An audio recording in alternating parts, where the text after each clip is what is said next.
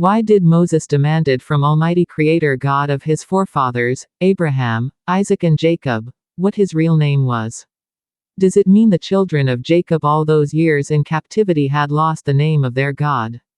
Moses, who was raised in Pharaoh's palace, understood the importance in knowing the name of one's God. He knew after his return to Egypt, King of Egypt would ask him the name of God who had sent him. I believe since the first day of their captivity, their cry reached God Almighty, but what name were they calling upon the God of their fathers that even Pharaoh did acknowledge? Why was this name revealed to Moses, at this particular time? What was the aftermath of the revealed name? Did God ignore Moses' request? After Moses understood the real name from Almighty Creator himself, immediately power was made manifest, for there's power in the name of God Creator. Though Almighty Creator told Moses he will harden the heart of Pharaoh because he wanted to earn himself glory among the nations, each of this unforgettable 10 plagues of Egypt were unleashed by the power of the newly acquired name Moses had received from Mount Sinai. With encounter with God he heard from his captive people. But his people knew about this name. Moses could not have reason to ask God. Like Moses, I pray to Almighty for wisdom, knowledge and understanding about power behind his name. Today we also call Almighty Creator and his Son different names.